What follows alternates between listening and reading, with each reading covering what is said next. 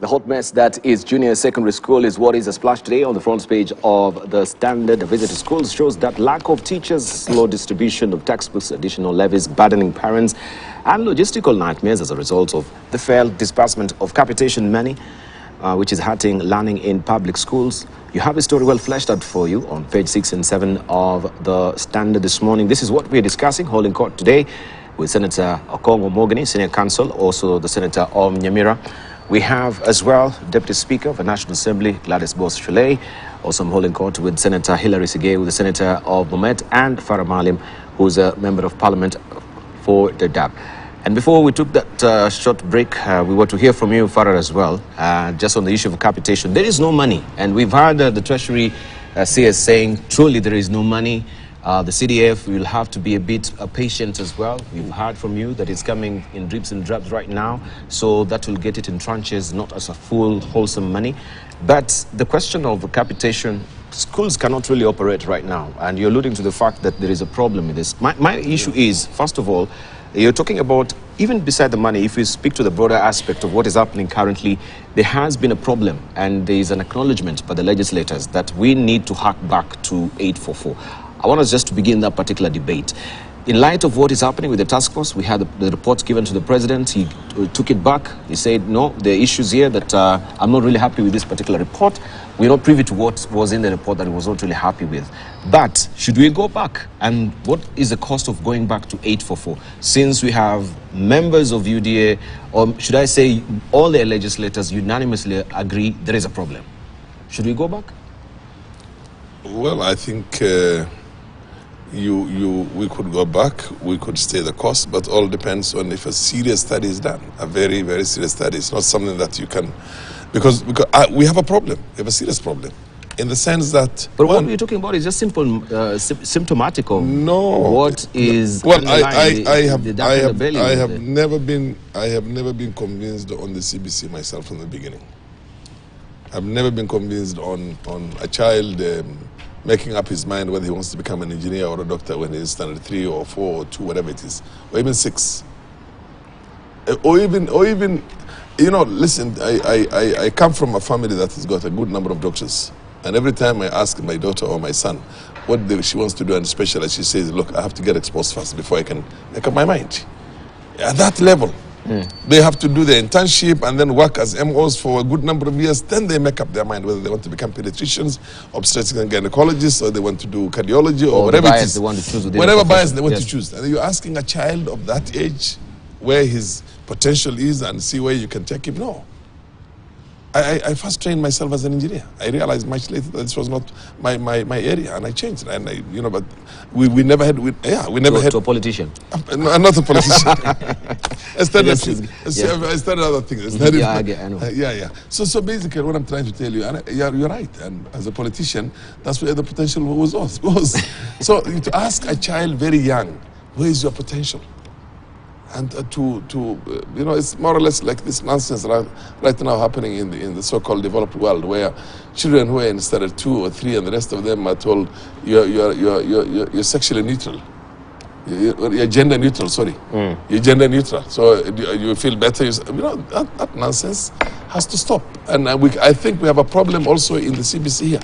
So if you have to go back to the 844 and then make a serious study of this thing, and then we progressively, then if we see with certain amendments to the way it's being done, or certain changes, or we feel that we can adapt a better system than the 844 we had before.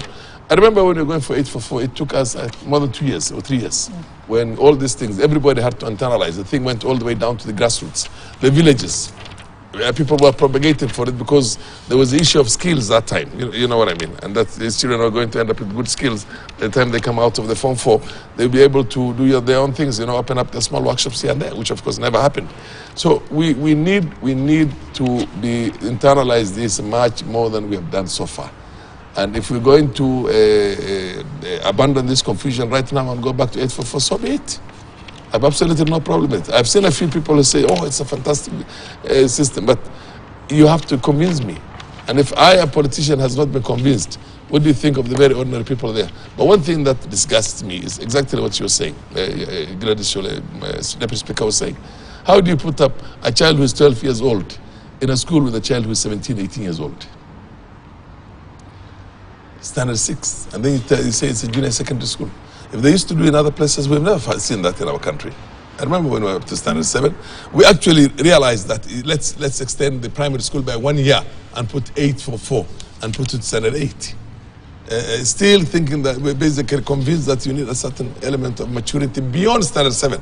We went to standard 7 ourselves. But the ones who came after us went to standard 8. And then you go back right now and take the standard 6 into a secondary school and expect them to go to the same school with it's not right. Actually, there's a serious problem in that. So okay, on the issue of I sympathize with I empathize with my brother Congo because of the problems they have out there.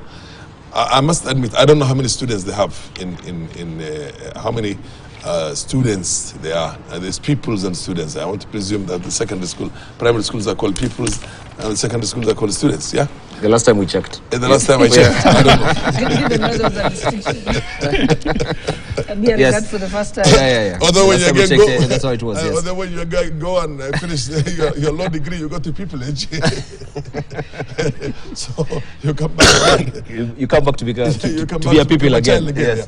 Whatever it is, I don't know how many secondary school students you have in your constituency.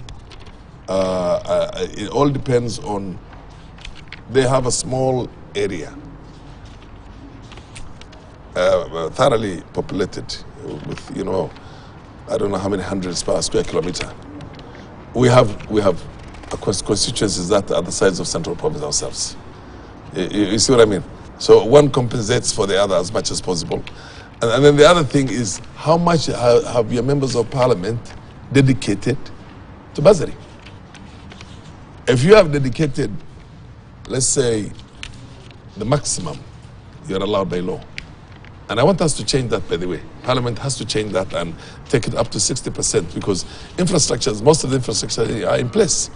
And that is the area where people steal money. So is it the preserve of... It's the preserve of the member of parliament. Yes. And the board? Yeah. And the board, the board of CDF. And the board, of course, yeah. In my case, limit. Yeah. In my case, mine is optimum. Mine is 35%. It's never been below the optimum. You get my point. And then I add my own resources. I add my own, between the time I got elected and today. Do you think there's a problem there? There is a problem, yes, because everybody... When you want uniformity and you have different people who have, different priorities as far as the CDF is concerned. Different priorities are there. And some people at the initial stages maybe wanted to put in a lot of infrastructures there because they didn't have the infrastructures. In our case, that was very prevalent. But for me, from the first time I was using CDF, I've always used the optimum for the bursary. And that's why we were able to train, I was able to train hundreds of students to go to universities. And then, of course, use my own my own resources to put into it. And I still do that. Okay, everybody's not having resources here and there, small businesses and the rest. And some members of parliament would probably need a certain support. But what I want to say, I don't know how many students are there in this constituency. But if in my case now, if I go the optimum, I get close to 60 million shillings for bursary alone. That's a lot of money. All right. You understand my point? I do. I don't know how much they get. I want to hear from Sigay. Look, in the secondary schools, I paid all their upkeep and I gave them all the money. And I said, hang on a minute. I said, nobody's going to be charging any school fees, but I pay for the food, I pay for the, support staff, I'll pay for everything. So I will end up maybe spending about, on a school which has got 300 students, 400 students, I might spend per term about 2 million shares on that school. Sounds to me it's not really a problem of disbursement. It's a problem from how you... Of allocations. Allocations from you have to allocate. Hang on. Okay, Can I just finish? You finish, then we'll come to you from... please. No, don't get disgusted. You have your moment to say what you have to say. But let me just say. I'm pleasantly surprised that you paid 20, because the highest we get in my region is 6,000. I don't. That's the point. That's the point. You go back to members of parliament also on this. For example, in my case, I don't want any government school to send back a child. You get my point? So what do? I give a lump sum money to the school, and I pay for everything the school needs for that term. Thank you, Farah. You see what I mean? Yeah, thank you. And the children, and then of course there are other children who are sponsored by other people. Thank you.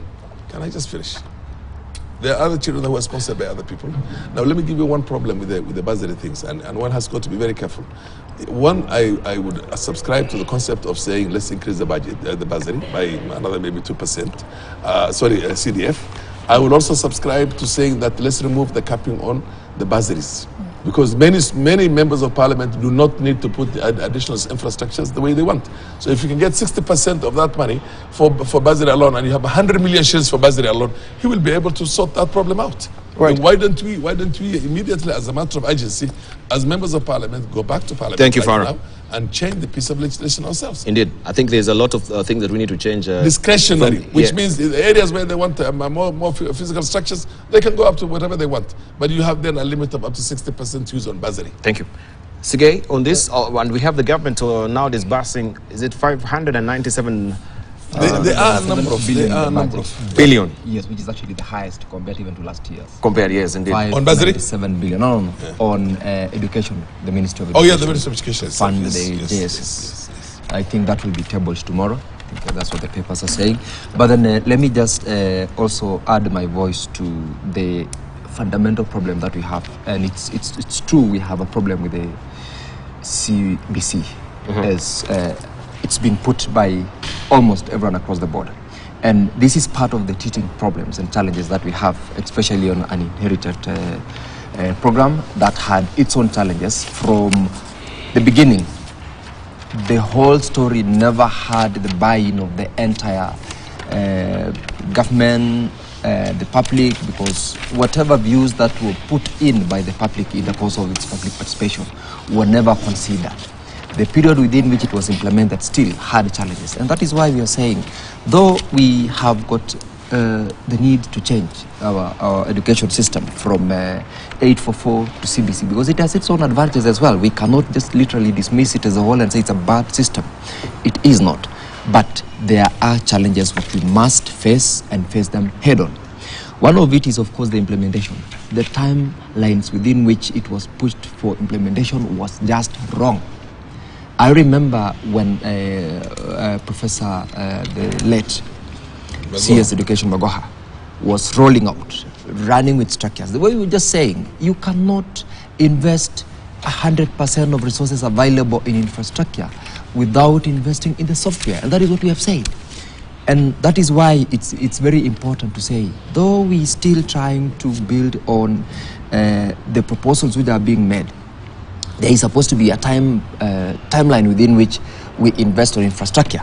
So that we say we have agreed to domicile the junior secondary school in primary, which is actually a very important and the right thing to do, particularly because of the exposure level of whether they are children, whether they are pupils or students, in terms of their age, in terms of where they are, and in terms of the people they will interact with. That is very key. But then, where I come from, I had a session yesterday with a number of teachers who have been now, from the delocalization policy, they've been brought back to their schools. A neighboring school, 2 schools from within my neighborhood do not have the junior secondary schools because they were running all the way to class 7. They don't have a class 8 classroom. Now, another school has had to host these students. The challenge is, you've brought in 201 students into junior secondary school because you have your collection points being 3 neighboring primary schools and this one 4. 201 students in junior secondary school with 2 teachers. So we still have the fundamental problem of the number of teachers, which is now part of what the government is trying to deal with. The employment of 35,000 teachers, the budgetary allocation that has been put in, still is not sufficient to resolve that problem. There is still another issue which I've picked from the conversation of my colleagues here, in terms of the funding, the CDF and the bursary. Indeed, it's true. Junior secondary school are expected not to pay as much as the 844 secondary school, because I think a day school fees is at 9,000. If we were to go by the application of the CDF that Farah Maalim is saying, we don't cap it at 5%. Because we cannot be building schools, by the way, for 20 years. No. We probably have got a timeline. It's supposed to be maybe the first 5-10 years, no more investment in infrastructure, so that people invest once and for all. Then after that, now we enhance. Because in my constituency, I do not have a constituency as representing, but of course, I come from Chepalungu constituency. And we have parents coming all the way reaching out. Parents who are given the minimum they got, I think, is even less than what my senior... Less than 6,000? Yes, less than 6,000. I think around, in some places, 2,800 to 4,000. Why? Because of the numbers. That is given. The poverty level is just in another level. Now, this amount can help someone who is in a day school. But the same amount cannot sustain someone in a boarding school where the school fees is at 25 or 23,000 and above. So then, what do we do with this CDF? They are struggling to make it help and serve the purpose, but it's not sufficient. Not because of the allocation, but it's because of, I believe, the margins within which we have capped, because 35% of it is too little to go into payment of bursary. If we can deal with this thing to make it 60 or even beyond, it will serve the purpose. Thank you. It will really serve the purpose. All right. I think we've exhaustively talked about it. This is still a developing story. But I want us just to, of course, talk about this at the Talk Cartoon, and we hear also from the Interior Ministry. It's important that we talk about it, where we had a pronouncement of vacation within 24 hours. And these North Rift areas that are affected by banditry are largely in focus. Also, the aeroplanes that will be flying on low altitude also one that is a no-flying zone as well. But let's listen in on what the CS had to say first of all before we gravitate deeper into it. The tricks that these criminals continue to use is to steal livestock, kill people, and enter the gorges and caves where the road network is poor and the places are inaccessible even to our officers. Is that these criminals have invited members of the public to go and live with them there. We suspect they could be family members. Our greater concern is on any member of the public who could be in those spaces, because we do not want to hurt civilians who are not involved in crime. Well, a very good salutary movement there from the government in trying to stem the situation as it is. And but the problem question that now even the human rights activists are bound to ask is, within 24 hours, you're giving us ultimatum to vacate from our, areas of residence. Where do we go? Have you provided any remedial action in terms of housing? You just give this ultimatum without any consideration that, first of all, you mentioned economic crunch that we are in. Then how do we cope up with the whole situation? Despite the fact that you're trying to do a good move, but someone is bound to suffer. This pronouncement...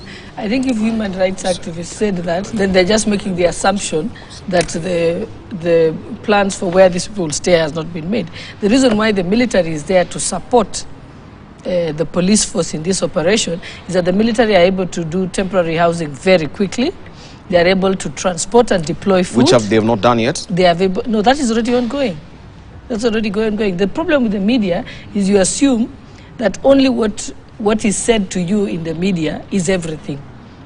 There is a lot more that's happening in the background. We have journalists on the ground. At least they should have, been. The journalists don't even reach there. I can assure you that.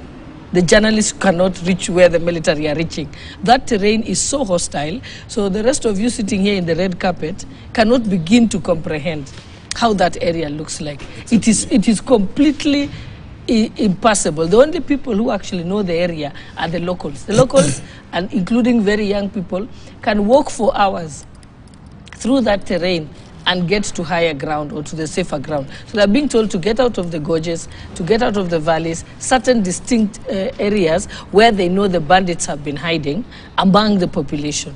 Because what happens is, you want a situation where when you have an operation to get rid of the bandits, you end up harming civilians. Because that is what has always happened. You hear civilians have also gotten killed in the process as collateral damage. So I think it's a very wise decision. Evacuate the civilians. And these civilians are not being evacuated and left on their own. Hence the reason why the military is there. Soon you will see where they are going to be domiciled. And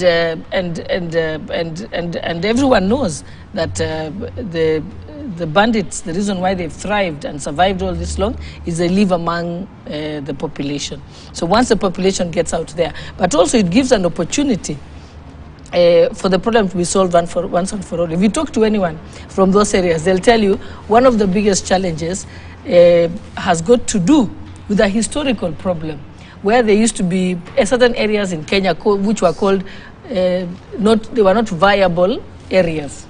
Frontier districts. Yeah, they were not viable. So no money of government was put there because they were not viable. They couldn't produce coffee, they couldn't produce sugar, they couldn't produce that. So it's a historical problem. And as a result, because there is no infrastructure, those roads, there is no roads there. There are no schools. So the bandits thrive on using very young children to be able to drive the cattle. So if they steal 1,000 head of cattle, they will give 2 to one young person and 2 to another young person to drive them to their destination, unseen by the police officers. So first of all, there is need to move to create schools and to put these populations in a specific area where they can get food, they can get other amenities and so on. I'll give you a good example so that you understand. Tiaty constituency is the size of Elgeyo Marakwet County. It has 60 schools. Primary schools. Tiaty has 60 primary schools, and it only gets to class 3.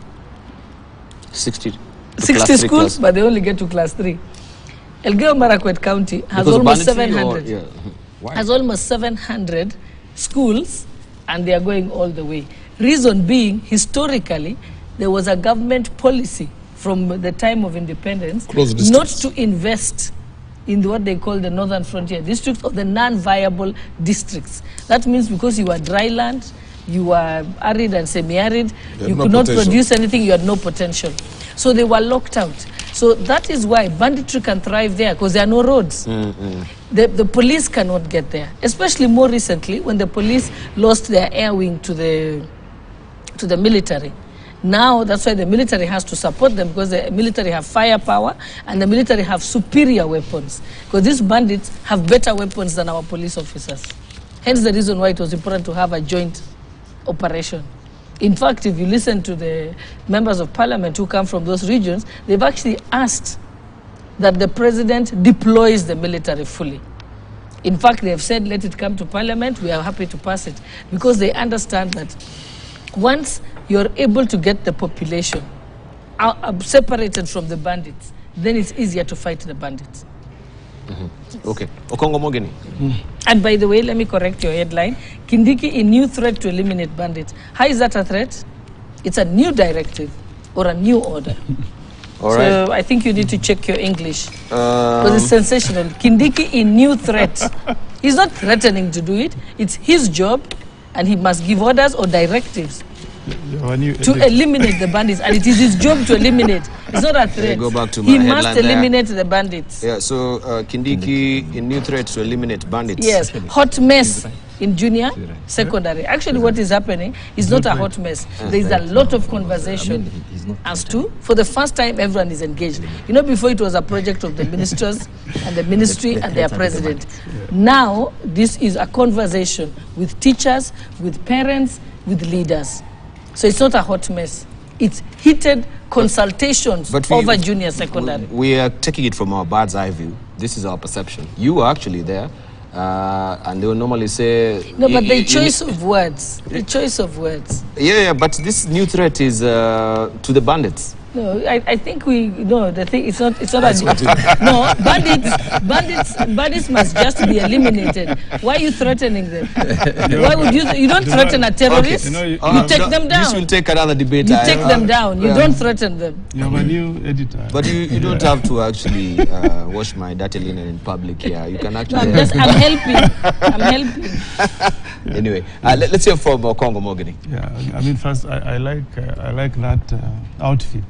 You know, the fatigue. The new UDA administration, you know, the CS Interior has a branded uniform there written K Kindiki. They always have. The Kindiki.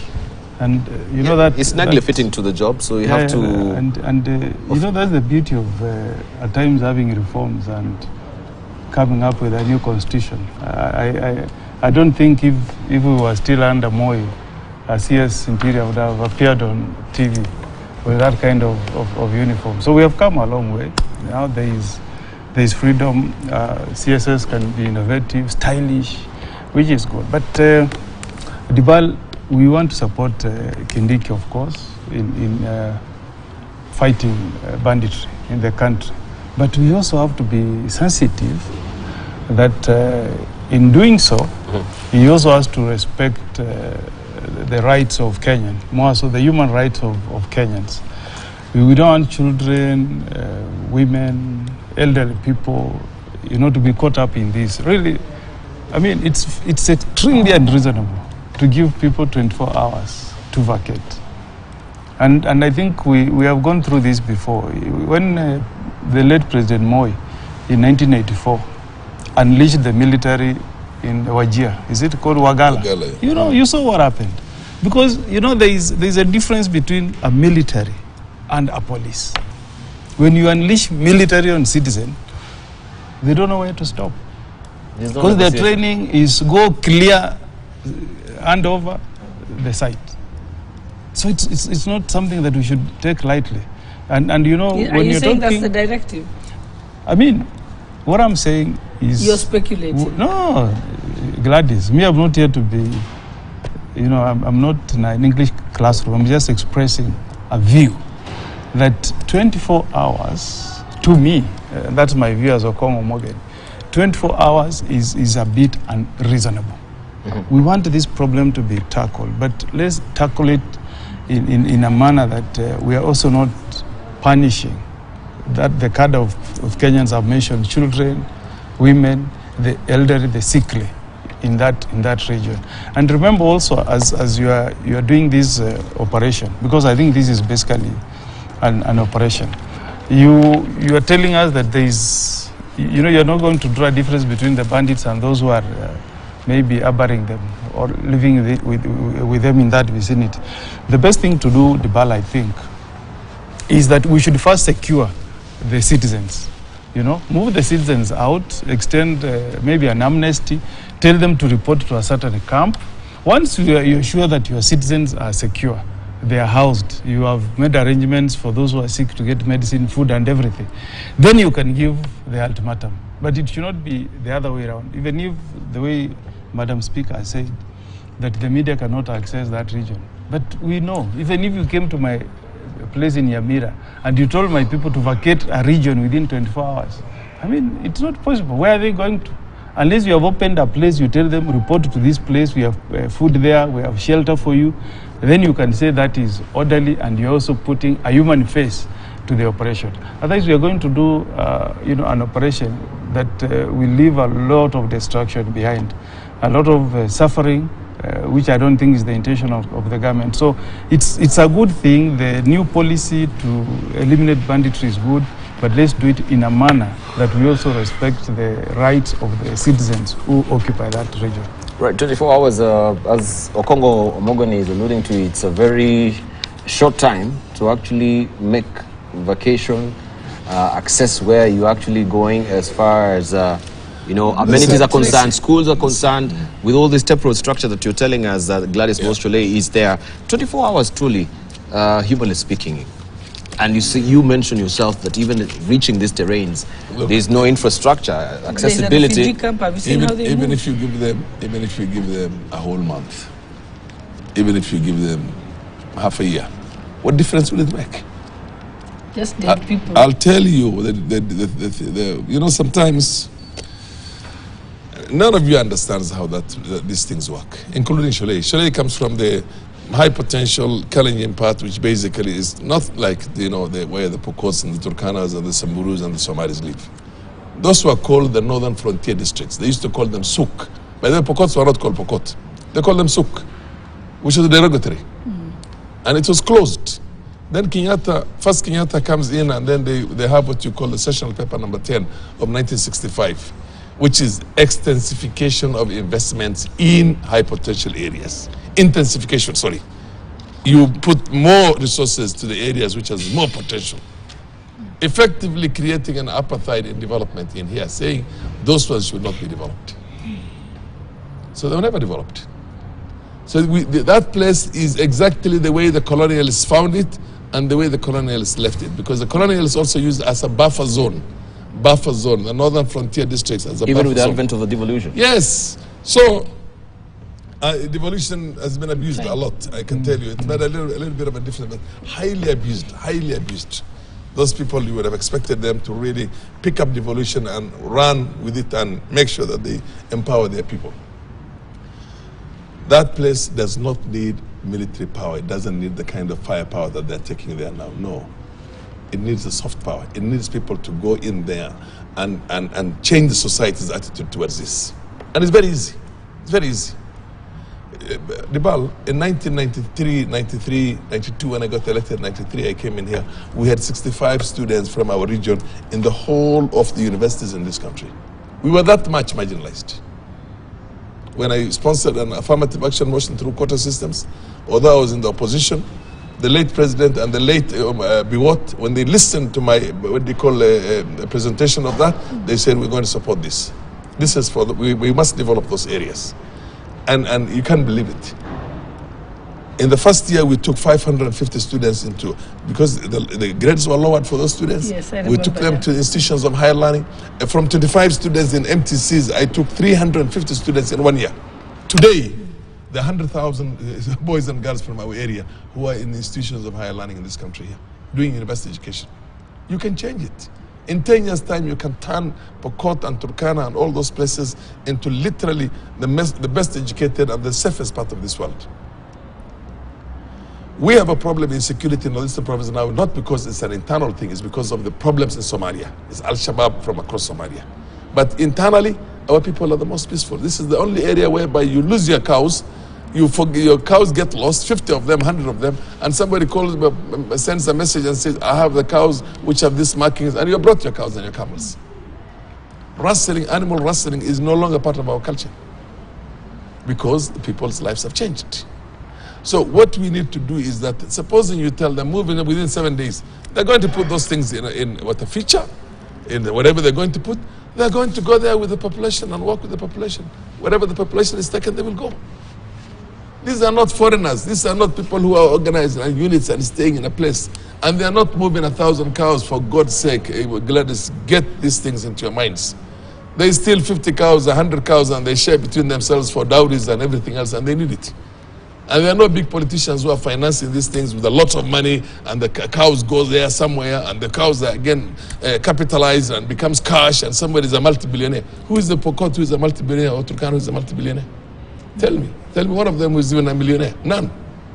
So these things are, the society is hungry. When you take these things and you divide among your clans, people will get only one head, and they'll slaughter that and leave for another, what you call, God knows, a month or 2 days or 10 days or whatever it is. So it's a survival issue. The government needs to put investments in there. You don't go fight those people. You deal with them and talk to them. So we shouldn't have actually No, the whole idea, the whole boots idea. on the ground. Well, listen to me. The whole idea of sending the boots on the ground is a mistake. Deal with it for a while, and later on have a very special squad composed of the people with the pastoralist background. You understand my point? Pastoralists, the Turkana, the Somali, the Pokots, the Orma, the Borats, and the rest. Those are the people who understand. And they will find out it's the son of so-and-so, it's the son of so-and-so. They will actually call the father and say, well, get your son out of that place. Otherwise, we're going to put you in jail. And the father will bring his son and put the son into KPR, or put him into the forces, or to give them education and employ them in a productive manner. We need to deal with that place's, what do you call, perennial, institutional, permanent marginalization. You want to turn them into a permanent underclass. So they're fighting over poverty. The Pokots are poor, the Turkanas are poor, the Samburu are poor, the Borans, everybody who is there are poor. So what you need to do is that the Tugen are suffering too. They're not just like that. And the land has gone. They don't have land anymore. It's only those, what we call, very, very arid and semi-arid areas. The traditional historical lands have gone. Either they're taken by African Kenyan elites, or they were taken by the British and turned into, look at the big ranches that are Lewa, and the hundreds of thousands of acres there, which is held by a family of 5 or 6.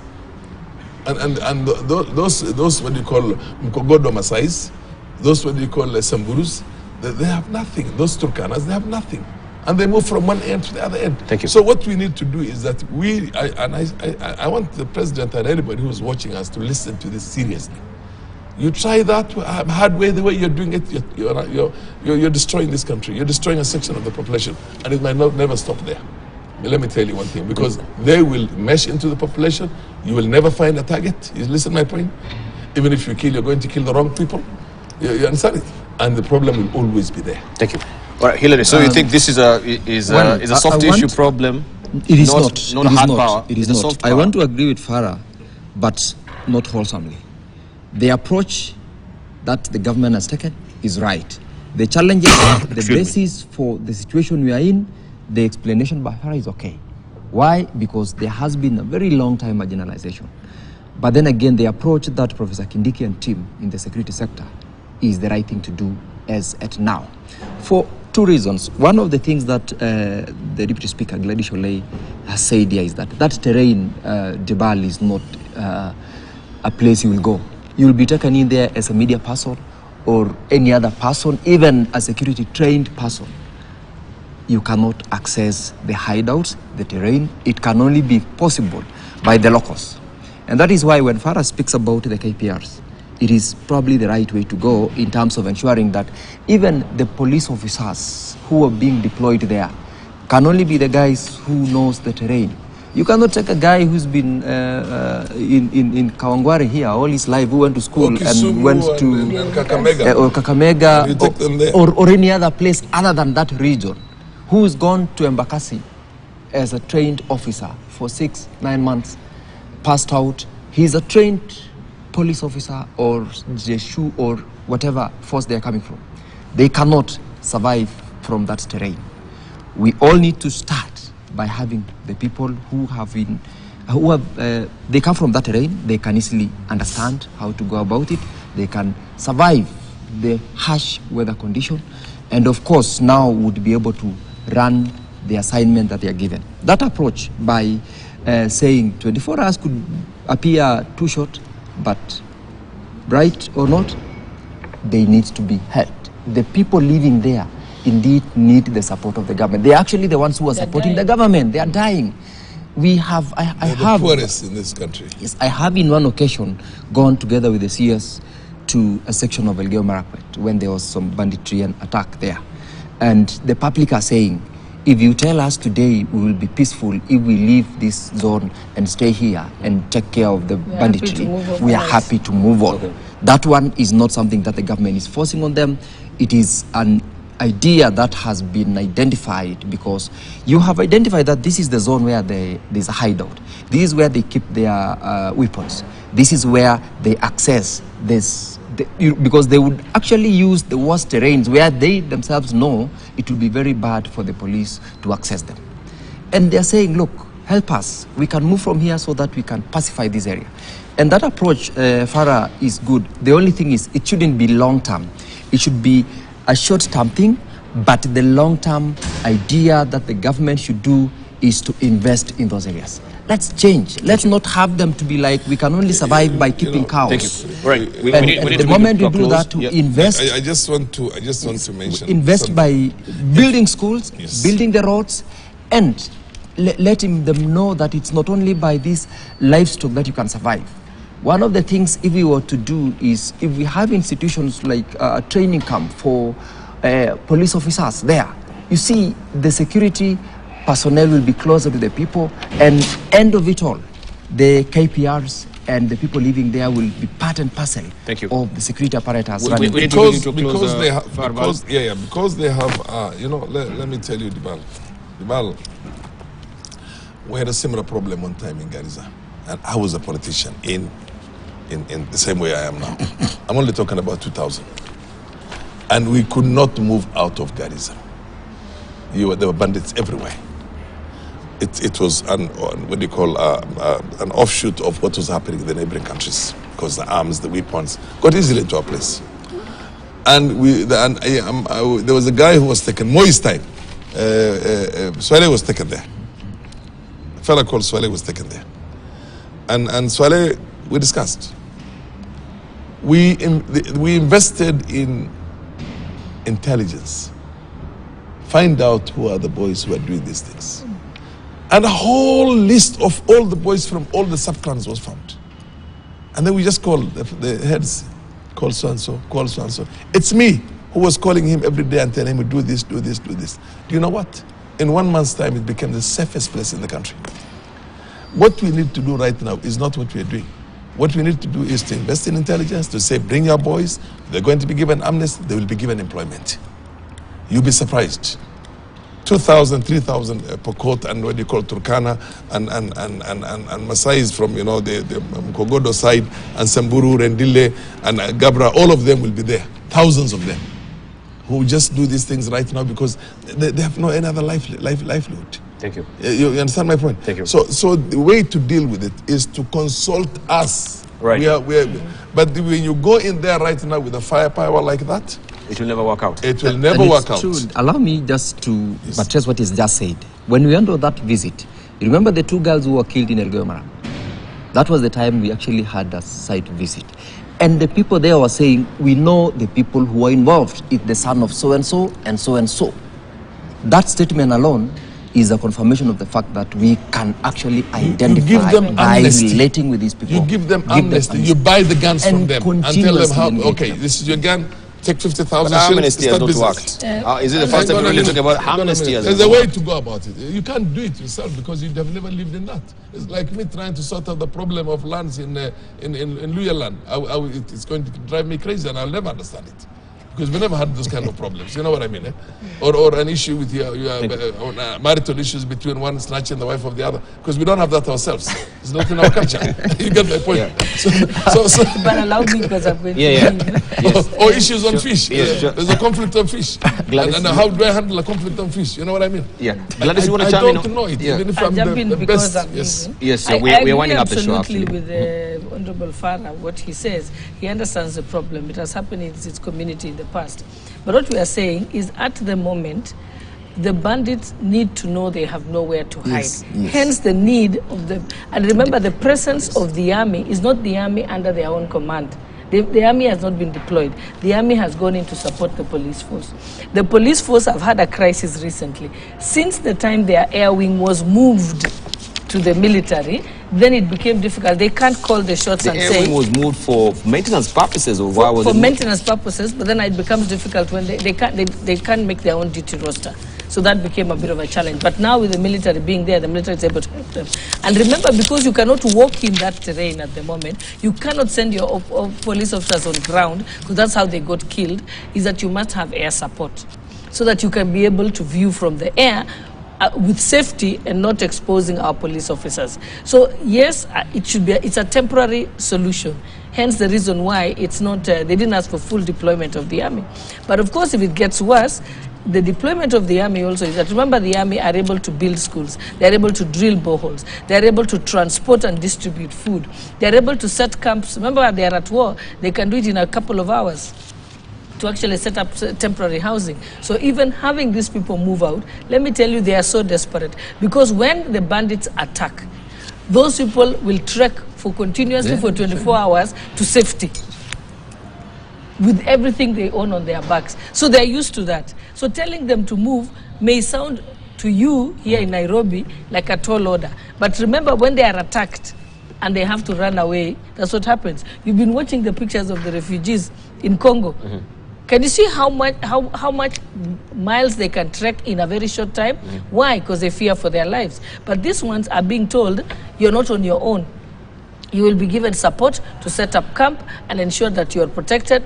You have protection, you have food, you have safety in numbers, in wing-band place, so that we can be able to clear the bandits. So yes, it is a well thought out. Saying that it is the wrong move, I think only time can tell. Right. I think us saying yes, that it's... you're assuming the bandits are organized, they are sitting in units and places, they have a target, No, I'm not making you have a that command assumption. structure. What I'm just saying... The bandits come together, it's just like the thieves in Nairobi. Yes. They come together to steal and they go their Honorable separate Farah, ways. it's just that for me, I don't begin to tell, I'm not a pessimist. I don't begin to say that it will never work, it's going to collapse, it's going to cause mayhem, no. I give That's why we have people appointed to certain positions. Let's give them the benefit of doubt. Like for you, if you had an operation that you ran and it was successful. Yeah. You were given the opportunity to run it, and it was successful. Thank you. Let us wait for the CS Interior to do the job.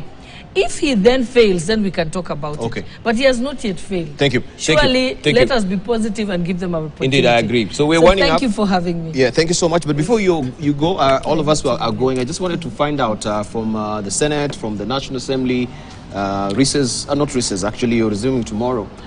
What are some of the issues, ticklish issues that will be on the table as it is right now? I can see Garo has drawn this, and this has been also a big debate on the LGBT, and this is in the church.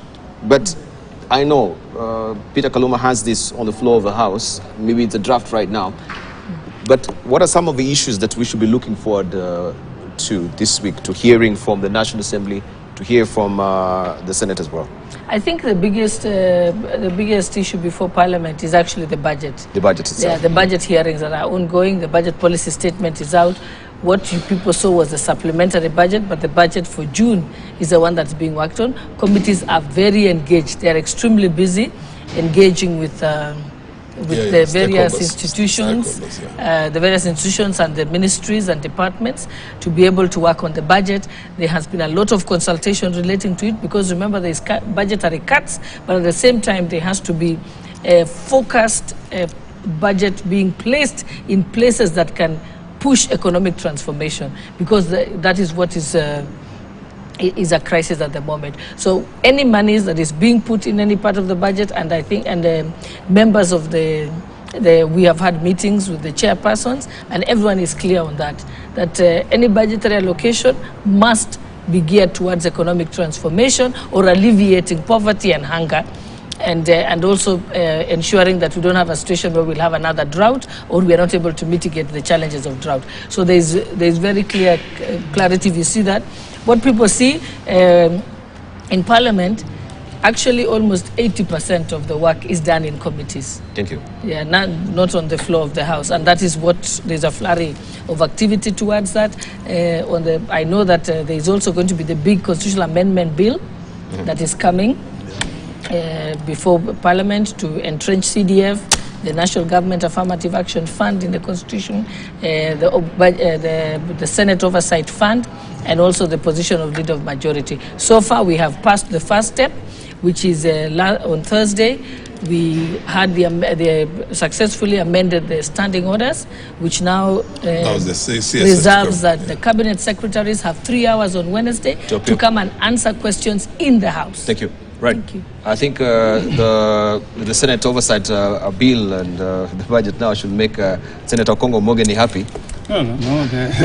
Briefly, as you're giving your headline thoughts. Yeah, I would have liked a different approach on the first amendment of the Constitution, not the cosmetic piecemeal way we are approaching it. But I think for me, for the first time in the history of anti-corruption campaigns in this country, with the nomination of Dr. Oginde, this is the first time in the history of this country that you're going to have an anti-corruption agency that has 5 commissioners where there is no lawyer represented. For the first time, in the history of this country. And but should it be? It's not positive. Yeah. Why is it in the Constitution that it should be also a priest of it doesn't need to be there, but you are sending a statement. Dibal, if you are putting somebody to sit as a commissioner to review cases that are coming from management, you look at the weight of evidence, you assess the chances of them going to court, and you advise a body. How do you form a commission of 5 commissioners and there is no lawyer? It's like having Judicial Service Commission without and you have no judge there. Judge, sorry. Really, I mean, let's be realistic. You know, we had 3 names going to the president. There was Senior Counsel Kanjama, there was a distinguished professor of law, Kibwana, there was Oginde. The president should have looked at the profile of the commissioners who are already there. Kibwana. Yes, the 4 commissioners, and then blend. Really, I'm with the chair of Justice and Legal Affairs. And I don't think, I'm telling you, I've sat in that commission. I know the issues that come before commissioners. You cannot have an EACC commission that has got no lawyer at the top level. And remember the CEO is neither a lawyer himself. Okay. Let's leave it at that because I know that is another topic. We are winding up, Farah. Hilary Sigay, your closing remarks. Thank you.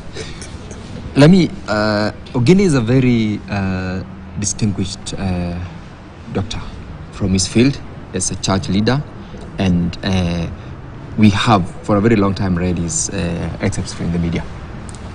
But I share the concerns of the senior counsel, Okongo Mogeni, about the EACC. It is a very core institution in the fight against corruption. In every session we have had here, there is no day we cannot speak about what do we do to deal with the corruption menace in the country. What we deal with there is about evidence, about cases, about investigations.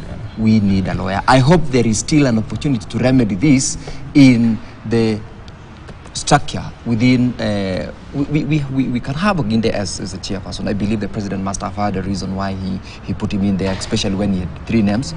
And one of the things I believe is it's previously run by what's her name? The retired Obukala. So the church also plays a very big role. Remember, this is a prayerful government that went into office through prayers.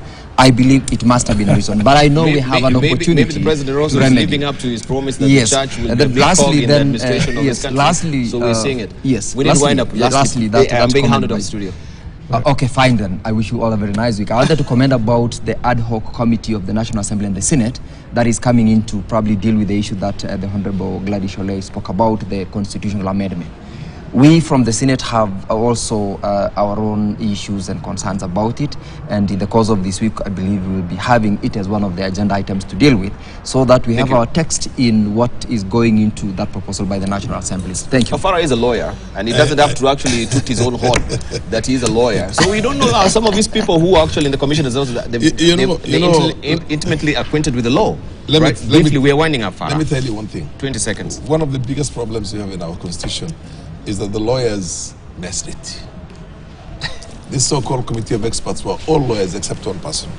And they didn't get it right. They didn't get it right. They didn't get it right. You get my point. And the other mistake we have is that when we legislated and constitutionalized that the head of the IEBC has to be a lawyer, that was also a mistake, a very, very big mistake. And I think Oginde, I might have my own problems with Oginde. I find him to be an extreme right-wing Christian occasionally, a bit intolerant to other faiths. But as a person, I think I have a lot of respect for him. And let's get these 5 who are non-lawyers, all of them. We've had lawyers. We had Lumumba there. Yeah, we'll give him a chance. we had we had a Congo Mogeni as well. Congo Mogeni there. We had Matete. You know the bar. Yeah, we didn't wind up. It's my turn. Anytime you're here. Anytime you're here. It's my turn. You know, no, we are winding up. Yeah, I'm the one winding up, not you. No, I'm being honored of us. Yeah. I think this needs a session because the bar. Yeah, we need. Can I pick it up? I'm very uncomfortable. Let's pick it up next. You can't bash. Kindly. You cannot sit here to bash lawyers. Can I just? And yet the contribution of the lawyers, but in also in the second deliberation. They say they overrated. Where is the massive? And almost all sectors in government. You cannot bash lawyers. You know that in the fight for the second deliberation of this country, history is written. Who led that campaign are lawyers. So you cannot come here.